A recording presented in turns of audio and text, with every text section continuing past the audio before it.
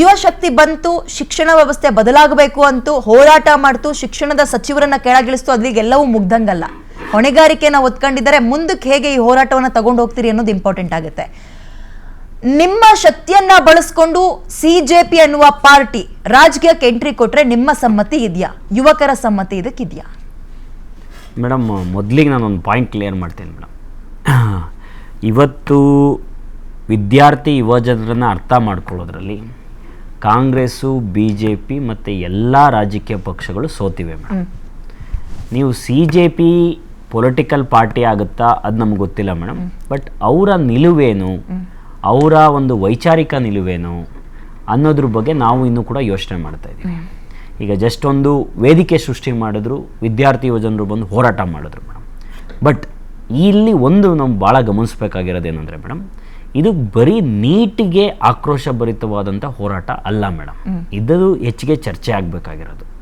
ಇವತ್ತು ನೀಟ್ ರೂಪದಲ್ಲಿ ಅದು ಹೊರಹೊಮ್ಮಿದೆ. ನೀವು ಗಮನಿಸಿ ಮೇಡಮ್, ಇವತ್ತು ನಾನು ಸರ್ಕಾರಿ ಶಾಲೆಗಳು ಉಳಿಸ್ಬೇಕು ಅಂಥೇಳಿ ಹಳ್ಳಿಗೆ ಹೋಗ್ತಾ ಇದ್ದೀನಿ. ಆಗ ನಾವುಗಳು ಟ್ರೈನಲ್ಲಿ, ಬಸ್ಗಳಲ್ಲಿ ಟ್ರಾವೆಲ್ ಮಾಡಿದಾಗ ಜನ ನಮಗೆ ಹೇಳ್ತಾ ಇರೋದೇನು ಗೊತ್ತಾ ಮೇಡಮ್, ಇಡೀ ಒಂದು ವರ್ಷ ದುಡಿಯೋದು ಬರೀ ಮಕ್ಕಳ ಫೀಸ್ ಕಟ್ಟೋಕ್ಕೆ ಸಾಲಗ್ತಾ ಇಲ್ಲ ಅಂತ. ಅಂದರೆ LKG UKGಗೆ 50,000, 1 ಲಕ್ಷ, 2 ಲಕ್ಷ ಫೀಸು. ಅದಾಗಿ 10th ಆದಮೇಲೆ 10ರಿಂದ 12ನೇ ಕ್ಲಾಸಿಗೆ 8ರಿಂದ 10 ಲಕ್ಷ ಪ್ಯಾಕೇಜು ಮೇಡಮ್. ಇವತ್ತು 10,000 ಜನ ಅಂದರೆ ಇವತ್ತು ನೀಟ್ ಎಕ್ಸಾಮ್ ಬರೀತಾರಲ್ಲ ಮೇಡಮ್, ಬರೆಯೋರೆಲ್ಲ ಯಾರು ಅಂತ ಹೇಳಿದ್ರೆ ಮೇಡಮ್ 10 ಲಕ್ಷ ಪ್ಯಾಕೇಜ್ ಕೊಡೋಕ್ಕಾಗೋರು. ಇವತ್ತು ಮೇಡಮ್ ಹಳ್ಳಿಯಿಂದ ಸರ್ಕಾರಿ ಶಾಲೆಯಲ್ಲಿ ಬರುವಂಥ ಹುಡುಗ ಲಾಸ್ಟ್ 10 ವರ್ಷದಿಂದ ಮೇಡಮ್ ಒಬ್ಬ ಹುಡುಗ ಮೆಡಿಕಲ್ ಕಾಲೇಜಿಗೆ ಬಂದು ಅಡ್ಮಿಷನ್ ಆಗ್ತಾಯಿಲ್ಲ. ನಾನೇ Mysuru medical college, Bengaluru medical college ಹೋಗ್ತೀನಿ. ಅದಾದಮೇಲೂ ಕೂಡ ಮೇಡಮ್ ಅವ್ನು ಇಂಜಿನಿಯರಿಂಗ್ ಮಾಡ್ತಾನೋ, ಡಾಕ್ಟ್ರು ಮಾಡಾದಮೇಲೆ ಜಾಬ್ ತೊಗೋತಾನೆ. ಜಾಬ್ ತೊಗೊಂಡು ಸಾಫ್ಟ್ವೇರ್ ಇಂಜಿನಿಯರ್ ಆದ ಅಂತ ಅಂದ್ಕೊಳ್ಳಿ ಮೇಡಮ್, 30% ಟ್ಯಾಕ್ಸ್ ಕಟ್ತಾ ಇದ್ದಾನೆ ಅವನು. ನೀವು ಕೆಲವರೆಲ್ಲ ಪ್ಯಾಕೇಜ್, ನನ್ನ ಫ್ರೆಂಡ್ಸ್ಗಳಿದ್ದಾರೆ ಮೇಡಮ್, ಅವ್ರುಗಳು 8 ಲಕ್ಷ 6 ಲಕ್ಷ ಪ್ಯಾಕೇಜ್ ಕಟ್ತಾ ಇದ್ದಾರೆ. ಅವ್ರು ಇವತ್ತು ನನ್ನನ್ನು ಪ್ರಶ್ನೆ ಮಾಡ್ತಿದ್ದಾರೆ, ನಾವು 8 ಲಕ್ಷ 6 ಲಕ್ಷ ಏನಕ್ಕೆ ನಾವು ಇವತ್ತು ದುಡ್ಡು ಟ್ಯಾಕ್ಸ್ ಕಟ್ಟಬೇಕು? ನಾವೊಂದು ಎಕ್ಸಾಮಿನೇಷನ್ ಸಿಸ್ಟಮ್ನ ಸರಿಯಾಗಿ ನಡ್ಸೋಕ್ಕಾಗಲ್ವಲ್ಲ ಸರ್ಕಾರ? ಬರೀ ನೀಟ್ ಮಾತ್ರ ಅಲ್ಲ, ಇಲ್ಲಿ ಸ್ಟೇಟಲ್ಲಿ KPSCನೂ ಲೀಕ್ ಆಗ್ತಾ ಇದೆ. ಇವತ್ತು ಅನ್ಎಂಪ್ಲಾಯ್ಮೆಂಟ್ ಪ್ರಾಬ್ಲಮ್ ಇದೆ. ಯಾವ ಮಟ್ಟಕ್ಕೆ ಅಂತ ಹೇಳಿದ್ರೆ 30,000 ರೈಲ್ವೆ ಎಂಪ್ಲಾಯಿ ಕಾಲ್ ಫಾರ್ಮ್ ಮಾಡಿದ್ರೆ 3 ಕೋಟಿ ಜನ ಅಪ್ಲಿಕೇಶನ್ ಆಗ್ತಾ ಇದ್ದಾರೆ ಮೇಡಮ್. ಇವತ್ತು ಇಷ್ಟೆಲ್ಲ ಸಮಸ್ಯೆಗಳಿದ್ದಾಗ ಅದು ನೀಟ್ ರೂಪದಲ್ಲಿ ಇವತ್ತು ವ್ಯಕ್ತ ಆಗಿದೆ. ಇವತ್ತು ಸರ್ಕಾರ ರೆಕ್ರೂಟ್ಮೆಂಟ್ ಮಾಡಲಿಲ್ಲ ಅಂದ್ರೆ ಸೆಂಟ್ರಲ್ ಗೌರ್ಮೆಂಟ್ ಅಲ್ಲಿ ಮೇಡಮ್ ರಿಪೋರ್ಟ್ ಪ್ರಕಾರ ಇರೋದು 50 ಲಕ್ಷ ಹುದ್ದೆಗಳು ಖಾಲಿ ಇದೆ. ಸ್ಟೇಟ್ ಗೌರ್ಮೆಂಟ್ ಅಲ್ಲಿ 3 ಲಕ್ಷ ಹುದ್ದೆಗಳು ಖಾಲಿ ಇದೆ. ಇವತ್ತು ಇದೇ ಜಂಜಿಸ್ಗೆ ನೀವು ಜಾಬ್ ರೆಕ್ರೂಟ್ಮೆಂಟ್ ಮಾಡಿಲ್ಲ ಅಂದ್ರೂ ಕೇಳಿದೆ ಅಂದ್ರೆ ಸುಭಾಷ್ ಅವರೇ, ರಾಜಕೀಯ ಪಕ್ಷ ಆದ್ರೆ ನೀವುಗಳು ಸಪೋರ್ಟ್ ಮಾಡ್ತೀರಾ ಅನ್ನೋ ಪ್ರಶ್ನೆ ಯಾಕೆ ಕೇಳಿದೆ ಅಂದ್ರೆ, ಇದೇ CJP ತನ್ನ ಒಂದು ಪ್ರಣಾಳಿಕೆ ಅಂತ ರಿಲೀಸ್ ಮಾಡುತ್ತೆ. ಅದರಲ್ಲಿರೋ ಅಂಶಗಳನ್ನು ಕೇಳಿದ್ರೆ ಯಾರಿಗೂ ಅದಕ್ಕೆ ಬೆಲೆ ಕೊಡಬೇಕು ಅಂತ ಅನ್ಸಲ್ಲ. ತಿಂಗಳಿಗೆ 360 ರೂಪಾಯಿ ಕೊಟ್ಟು ಡೇಟಾ ರೀಚಾರ್ಜ್ ಮಾಡ್ಕೊಳ್ಳಿ, ದಿನದ 24 ಗಂಟೆಯಲ್ಲಿ 11 ಗಂಟೆ ಫೋನ್ ಸ್ಕ್ರಾಲ್ ಮಾಡಿ. ಅವರು ತಮಾಷೆಗೆ ತಂದಿರ್ಬೋದು, ಬಟ್ ಇವತ್ತು ಅದು ಒಂದು ಒಳ್ಳೆ ಇಂಪ್ಯಾಕ್ಟ್ ಮಾಡಿದೆ. CJP ಅನ್ನೋದು ಒಂದು ವೇದಿಕೆ ಕೊಡ್ತು, ಎಲ್ಲ ಯುವಕರು ಹೋದ್ರು.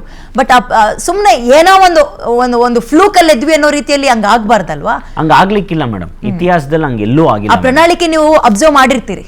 CJP ಬಂದಿದ್ ಹೆಂಗೆ, ಯಾರೋ ಒಬ್ರು ಕಾಲ್ ಕೊಟ್ರು, ಆಮೇಲೆ ಅವ್ರು ಬಂದ್ರು, ಅದು ಆ ಪ್ರಣಾಳಿಕೆಯಲ್ಲಿ ಏನಿತ್ತು ಅನ್ನೋದು ನೀವೆಲ್ಲರೂ ನೋಡಿರ್ತೀರಿ. ಫೋನ್ ಸ್ಕ್ರಾಲ್ ಮಾಡ್ತಾ ಇರಬೇಕು, ದಿನಕ್ಕೆ ಇಷ್ಟು ಗಂಟೆ ಡೇಟಾ ರೀಚಾರ್ಜ್ ಮಾಡಬೇಕು, ಮನೇಲಿ ನಿರುದ್ಯೋಗಿಯಾಗಿ ಕುತ್ಕೊಂಡಿರ್ಬೇಕು. ಇಂಥದ್ದನ್ನ ತಗೊಂಡು ನಮ್ಮ ಯುವಕರ ತಲೆಗೆ ಹಾಕಬಾರದು. ಇಲ್ಲ ಮೇಡಮ್, ಆ ಥರ ನೋಡಿ, ಅದಕ್ಕೆ ಇವತ್ತಿನ ಹೋರಾಟನೇ ಒಂದು ಬೆಸ್ಟ್ ಎಕ್ಸಾಂಪಲ್ ಮೇಡಮ್. ಆ ರೀತಿ ಯಾವುದೇ ಒಂದು ತಲೆಗೆ ಹಾಕಿದ್ರು ಕೂಡ ವಿದ್ಯಾರ್ಥಿ ಯುವಜನರು ಮೋಸ ಹೋಗಕ್ಕೆ ಅವ್ರು ಮೂರ್ಖರಲ್ಲ ಮೇಡಮ್. ಅಷ್ಟು ಮಾತ್ರ ಅಲ್ಲ ಮೇಡಮ್, ಈ ಹೋರಾಟದ ಒಂದು ಯಶಸ್ಸನ್ನ ನೀವು ಬರೀ ವಿದ್ಯಾರ್ಥಿ ಯುವಜನರು ನಮ್ಮ ದೊಡ್ಡ ಮಟ್ಟದಲ್ಲಿ ಹೋರಾಟ ಮಾಡಿದ್ದಾರೆ, ಅದ್ರ ಜೊತೆ ಎಜುಕೇಟೆಡ್ ಪೀಪಲ್ ನಿಂತ್ಕೊಂಡಿದ್ದಾರೆ ಮೇಡಮ್. ಇವತ್ತು ಬೆಳಗಿಂದ ನಮ್ಮ ಫ್ರೀಡಮ್ ಪಾರ್ಕಲ್ಲಿ ಇದ್ನಲ್ಲ ಮೇಡಮ್, ನಾನೇ ಒಂದು ಪೋಸ್ಟ್ರು ಬಿಟ್ಟು, ನಾವು ಒಂದು 500ರಿಂದ 1000 ಜನ ಇರ್ತೀವಿ, ನೀವುಗಳು ದಯವಿಟ್ಟು ಊಟದ ವ್ಯವಸ್ಥೆ ಬೇಕು ಅಂತ ಹೇಳಿದ್ವಿ ಮೇಡಮ್. ಯಲಹಂಕದಿಂದ ಒಬ್ರು 300 ಜನಕ್ಕೆ ಊಟ ಮಾಡ್ಕೊಂಡು ಬಂದಿದ್ದಾರೆ. ಇಂದಿರಾನಗರದಿಂದ ಒಬ್ರು ಲೇಡಿ ಮನೇಲೆ 50 ಜನಕ್ಕೆ ಮೊಸರನ್ನ ಮಾಡ್ಕೊಂಡು ಬಂದಿದ್ದಾರೆ. ಎಷ್ಟು ಜನ ಯಂಗ್ಸ್ಟರ್ಸ್ಗಳು ಸ್ವಿಗ್ಗಿ ಜೊಮ್ಯಾಟೋದಲ್ಲಿ ಆರ್ಡರ್ ಮಾಡಿದ್ದಾರೆ ಮೇಡಮ್. ಈ ರೀತಿಯಾದಂಥ ಒಂದು ಜನ ಹೋರಾಟ ಬೆಳೆದಿದೆ ಮೇಡಮ್. ಈ ಥರ ಜನ ಹೋರಾಟ ಬೆಳೆದಂಗೆ ಒಂದು ಪೊಲಿಟಿಕಲ್ ಪಾರ್ಟಿ ಎಮರ್ಜ್ ಆಗಲ್ಲ ಮೇಡಮ್. ಆಮೇಲೆ ಆ ರೀತಿ ಬೇಡಿಕೆಗಳ ಇಟ್ಟರೆ ಮೇಡಮ್ ಯಾರು ಸಪೋರ್ಟ್ ಮಾಡಲ್ಲ ಮೇಡಮ್. ಜಂಜಿಗಳು ನೀವುಗಳು ಏನೋ CJP ತನ್ನ ಐಡಿಯಾಲಜಿ ಬದಲಾಯಿಸ್ಕೊಳ್ಬೇಕಾ ಅಂತ. ಐಡಿಯಾಲಜಿ ಮಾತ್ರ ಅಲ್ಲ ಮೇಡಮ್, ನಾವು ಅದಕ್ಕೆ ಹೇಳೋದು ಮೇಡಮ್. ಈಗ ಚರ್ಚೆ ಏನಂತ ಹೇಳಿದ್ರೆ, ನೀವು ಚರ್ಚೆ ಮಾಡ್ತಾ ಇದ್ವಿ, ಸರು ಚೆನ್ನಾಗಿ ಉತ್ತರ ಕೊಟ್ಟರು. ಇವತ್ತು ಬದಲಾವಣೆಯನ್ನು ಯಾವುದೋ ಒಂದು ರಾಜಕೀಯ ಪಕ್ಷದಿಂದ ನಿರೀಕ್ಷೆ ಮಾಡೋಕ್ಕಾಗಲ್ಲ ಮೇಡಮ್. ಇವತ್ತು ಯಾವುದೇ ರಾಜಕೀಯ ಪಕ್ಷ ತಗೊಳ್ಳಿ, ಅವರು ಇವತ್ತು ಕೆಲಸ ಮಾಡ್ತಾ ಇರೋದೇನೆ ಬಿಗ್ ಬಿಗ್ ಬಿಸ್ನೆಸ್ ಮ್ಯಾನ್ಗಳಿಗೆ ಮೇಡಮ್. ಇವತ್ತು ಅಂಬಾನಿ, ಅದಾನಿ ಅಂತ ದೊಡ್ಡ ದೊಡ್ಡ ಬಿಸ್ನೆಸ್ ಮ್ಯಾನ್ಗಳಿಗೆ ಲಾ ಕಾನೂನುಗಳನ್ನ ಮಾಡ್ಕೊತಾ ಇದ್ದಾರೆ. ಇವತ್ತು ನೀವೇ ಗಮನಿಸಿದ್ರಿ, ಮೋದಿ ಅವರು 15 ದಿವಸಕ್ಕೊಂದ್ಸತಿ ಟ್ರಿಪ್ ಹೋಗ್ತಾರೆ ಮೇಡಮ್, ಒಂದು ಪ್ರಾಜೆಕ್ಟ್ ಸೈನ್ ಹಾಕ್ಸ್ಕೊಂಡ್ ಬರೋದಕ್ಕೆ. ಅಲ್ಲಿ ನೀಟ್ ಹಗರಣ ಆಗ್ತಾ ಇದೆ. ಅವತ್ತು ಜಂಜಿಗಳು ಕೇಳ್ತಾ ಇದ್ರು, ನಮಗೆ ಕೊಡ್ರಿ. ನಾನು ಕೇಳ್ತಾ ಇದ್ದೀನಿ ಮೇಡಮ್, ಯೂತ್ಸ್ ಇಂಜಿನಿಯರ್ಸು ಒಬ್ರು, ನಾನು ಜಸ್ಟ್ ಎಕ್ಸಾಂಪಲ್ ಕೊಡೋದು, ಸಮಯ ದಯವಿಟ್ಟು ಬೇಸರ ಮಾಡ್ಕೋಬಿಡಿ. ಮೊನ್ನೆ ಒಬ್ರು IIT ಮದ್ರಾಸಲ್ಲಿ ಓದಿ ಗ್ರಾಜ್ಯುಯೇಟ್ ಆಗಿ ಬೆಂಗಳೂರಲ್ಲಿ ಒಂದು ಸಾಫ್ಟ್ವೇರ್ ಆರ್ಕಿಟೆಕ್ಟ್ ಆಗಿರೋ ಮಗು ಹಿಡ್ಕೊಂಡು ಬಂದಿದ್ರು ಮೇಡಮ್. ಮಗು ಹಿಡ್ಕೊಂಡು ಬಂದು ಅವ್ರು ಏನು ಮಾತಾಡಿದ್ರು ಗೊತ್ತಾ ಮೇಡಮ್? ನಾನು ಟ್ಯಾಕ್ಸ್ ಕಟ್ಟೋದೆಲ್ಲ ಬಿಟ್ಬಿಡಿ ಸರ್, ನಮ್ಮ ದೇಶದಲ್ಲಿ ಒಂದು ಸಂಸ್ಕೃತಿ ಇದೆ ಸರ್. ಏನು ಗೊತ್ತಾ ಸಂಸ್ಕೃತಿ? ತಪ್ಪಾದರೆ ತಪ್ಪು ಅಂತ ಒಪ್ಕೊಳ್ಳೋ ಅಂತ ಒಂದು ಸಂಸ್ಕೃತಿ ಇದೆ, ಆಮೇಲೆ ಕರೆಕ್ಟ್ ಮಾಡ್ಕೊಳ್ಳೋ ಅಂತ ಒಂದು ಸಂಸ್ಕೃತಿ ಇದೆ. ಸ್ವತಂತ್ರ ಹೋರಾಟದಿಂದ ಬಂದಿರೋವಂಥದ್ದು. ಅದನ್ನು ಉಳಿಸ್ಕೊಳ್ಳೋಕ್ಕೋಸ್ಕರ ನಾನು ಹೋರಾಟಕ್ಕೋಸ್ಕರ ಬಂದಿದ್ದೀನಿ. ನನ್ನ ಮಗ ಇಷ್ಟು ಎತ್ತರ ಇದ್ದಾನೆ, ಅವ್ನು ಸೆಕೆಂಡ್ PUC ಬರೋನತ್ತಿಗೆ ಒಂದು ಎಕ್ಸಾಮಿನೇಷನ್ ಕರೆಕ್ಟಾಗಿ ಮಾಡಲಿಲ್ಲ, ಅವ್ನು ಸೂಸೈಡ್ ಮಾಡ್ಕೊಂಡ್ರೆ ನಾನೇನು ಅಕೌಂಟೆಬಿಲಿಟಿ? ಅದಕ್ಕೆ ನಮಗೆ ಅಕೌಂಟೆಬಿಲಿಟಿ ಬೇಕು ಅಂತೇಳಿ. ತುಂಬಾ ತೂಕವಾದ ಪ್ರಶ್ನೆ. ಇಲ್ಲಿ ಮೇಡಮ್, ನಾವು ಇವತ್ತು ಕೂಡ ಬೆಂಗಳೂರಿನ ಫ್ರೀಡಂ ಪಾರ್ಕ್ ಅಂತಲ್ಲ, ಡೆಲ್ಲಿಯ ಜಂತರ್ ಮಂತರ್ ನಲ್ಲೂ ಒಂದು 9 ತಿಂಗಳು 10 ತಿಂಗಳು ಮಗು ಇನ್ನು ನೆತ್ತಿನೇ ನಿಂತಿರಲಿಲ್ಲ. ಮಗು ಎತ್ಕೊ ಬಂದವ್ರು ಕೇಳ್ತಾ ಇದ್ದಿದ್ದು, ಆ ಮಗು ಕೇಳ್ತಾ ಇರೋ ಹಂಗೆ ಬರ್ದಿದ್ರು, ನಾನ್ ಸ್ಕೂಲಿಗೆ ಬರೋ ಅಷ್ಟೊತ್ತಿಗೆ ಈ ಶಿಕ್ಷಣ ವ್ಯವಸ್ಥೆನ ಪ್ಲೀಸ್ ಸರಿ ಮಾಡಿ ಅಂತ. ಇದು ಬಟ್ಟೆ ಸುತ್ತ ಹೊಡೆದಂಗೆ, ಬಟ್ಟೆ ಸುತ್ತು ಹೊಡೆದಂಗೆ ಇದು ಸಂಬಂಧಪಟ್ಟಂತ ಎಲ್ಲ ರಾಜಕಾರಣಿ. ಅದಕ್ಕೆ ಮೇಡಮ್, ಇಲ್ಲಿ ನಾವು ಕಾಂಗ್ರೆಸ್, ಬಿಜೆಪಿ ನೀವು ಹೇಳಿದ್ರಿ, ನಾನು ನೀವು ಹೇಳಿದ್ರಲ್ಲ ಅಂತ ಹೇಳ್ತಾ ಇದ್ದೀನಿ. ರೀಲ್ಸ್ ಮಾಡೋದಕ್ಕೆ ಇವತ್ತು ನಿನ್ನೆ ಕಾಲ್ ಕೊಟ್ರು ಅಂತ ನನ್ನನ್ನು ಕೇಳಿದ್ರೆ ಮೇಡಮ್, ಅವತ್ತೇ ಪ್ರಧಾನಮಂತ್ರಿಗಳು ಈ ಕಾಲ್ ತಗೊಂಡಿದ್ರೆ hero. Sorry to interrupt. Freedom park ಇಂದಲೇ ಮತ್ತೊಬ್ಬ ಹೆಣ್ಣು ಮಗಳು ನಮ್ ಜೊತೆಗೆ ಲೈವ್ ಜಾಯ್ನ್ ಆಗ್ತಿದ್ದಾರೆ, ಮಾತಾಡಿಸ್ಬಿಡ್ತೀನಿ. ಶಲಾಕಾ ಅಂತ. ಶಲಾಕಾ ಅವರೇ ನಮಸ್ಕಾರ, ನನ್ನ ಧ್ವನಿ ಕೇಳಿಸ್ತಾ ಇದೆಯಾ? ಹಲೋ ಶಲಾಕಾ ಅವರೇ, ನನ್ನ ಧ್ವನಿ ಕೇಳಿಸ್ತಾ ಇದೆಯಾ? My audible? ನಮಸ್ಕಾರ. ಕೇಳಿಸ್ತಾ ಇದೆ. Congratulations first of all. ಕೇಳಿಸ್ತಾ ಇದೆ.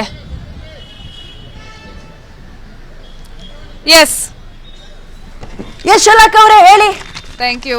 ನಿಮ್ಮ ಹೋರಾಟ ಬಿಗ್ ವಿನ್. Thank you. ನಿಮ್ಮ ಹೋರಾಟ ಒಂದು ಒಳ್ಳೆ ಪ್ರತಿಫಲವನ್ನ ತಂದುಕೊಟ್ಟಿದೆ. ಎಷ್ಟು ಹೆಮ್ಮೆ ಇದೆ. ಕೇಳಿಸ್ತಾ ಇದೆ, ಮಾತಾಡಿ ಪ್ಲೀಸ್, ಗೋ ಹೆಡ್.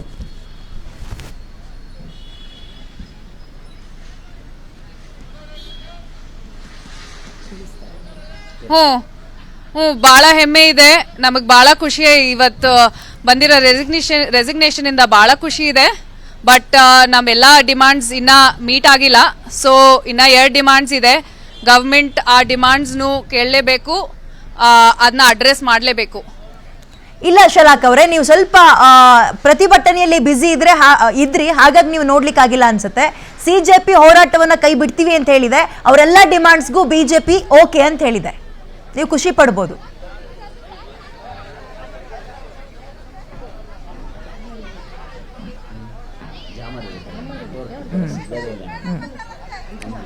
ನಾವು ಖುಷಿ ಪಡ್ತೀವಿ. ಬಟ್ ಮುಂಚೆಯಿಂದ ಹೇಳಿರೋದು 3 ಡಿಮಾಂಡ್ಸ್ ಇದೆ ಅಂತ. ಸೊ ಇನ್ನ 2 ಡಿಮಾಂಡ್ಸ್ ಅವ್ರನ್ನ ಮೀಟ್ ಮಾಡಬೇಕು. ಅದಾದ್ಮೇಲೆ ನಮಗೆ ಪೂರ್ತಿ ಖುಷಿ ಆಗೋದು, ಪೂರ್ತಿ ನೆಮ್ಮದಿ ಆಗೋದು. What next? ಈಗ ಹೊಣೆಗಾರಿಕೆ ಹೊತ್ಕೊಂಡು ರಾಜೀನಾಮೆ ಕೊಟ್ರು, ಅಲ್ಲಿಗೆ ಮತ್ತೊಬ್ಬ ಮಂತ್ರಿ ಬರ್ತಾರೆ. ಮುಂದೆ ಹೀಗಾಗಲ್ಲ ಅನ್ನುವಂತಹ ನಂಬಿಕೆ, ಗ್ಯಾರಂಟಿ ನಿಮಗಿದೆಯಾ?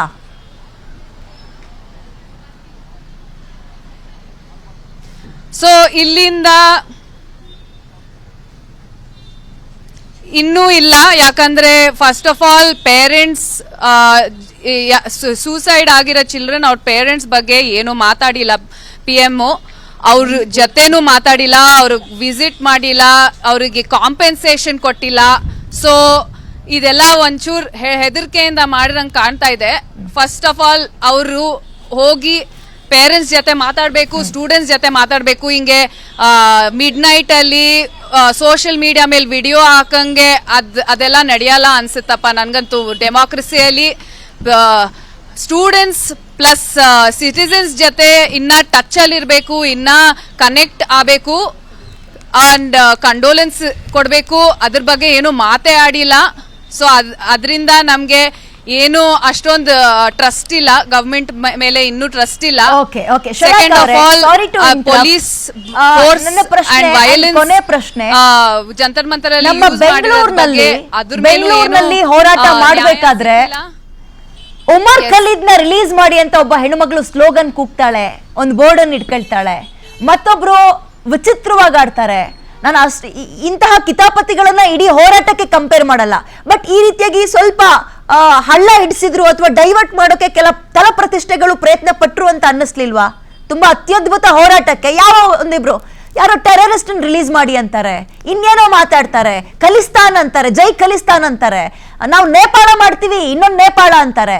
ಸೊ ಇದೆಲ್ಲ ಒಂದ್ ಕಡೆ ಡೈವರ್ಟ್ ಆಯ್ತು ಸ್ವಲ್ಪ ಮಟ್ಟಿಗೆ, ಅದು ನಿಮಗೆ ಹಿನ್ನಡೆ ಆಯ್ತು ಅಂತ ಅನ್ನಿಸ್ಲಿಲ್ಲ? ನೋಡಿ ಇದು ಡೆಮಾಕ್ರಸಿ, ಯಾರಿಗೂ ಫ್ರೀಡಮ್ ಆಫ್ ಸ್ಪೀಚ್ ಇದೆ, ಏನ್ ಹೇಳಿದ್ರು ಫ್ರೀಡಮ್ ಆಫ್ ಸ್ಪೀಚ್ ಇದೆ. ಪೀಸ್ಫುಲ್ ಆಗಿ ಮಾತಾಡ್ಕೊಂಡು ಪ್ರೊಟೆಸ್ಟ್ ಮಾಡ್ತಾ ಇದ್ರೆ ಏನು ಸರ್ಕಾರಿಗೆ ಏನು ತೊಂದರೆ ಹಾಕೂಡ್ದು, ಏನಕ್ಕೆ ಆಗುತ್ತೆ? ಏನ್ plus see I don't want to divert from the topic, ಆಯ್ತಾ? ನಾನು ಬೇರೆ ಏನು ಟಾಪಿಕ್ ಬಗ್ಗೆ ಮಾತಾಡಕ್ ಇಷ್ಟಪಡಲ್ಲ, ಬೇರೆಯವರು ಮಾತಾಡ್ಕೂಡ್ದು ಇವಾಗ. But it is still freedom of speech and democracy. ಯಾರಿಗಾರು ಏನಾರು ಏನಕ್ಕೂ ನ್ಯಾಯ ಬೇಕಂದ್ರೆ ಅವರು ಮಾತಾಡ್ಬೋದು. Thank you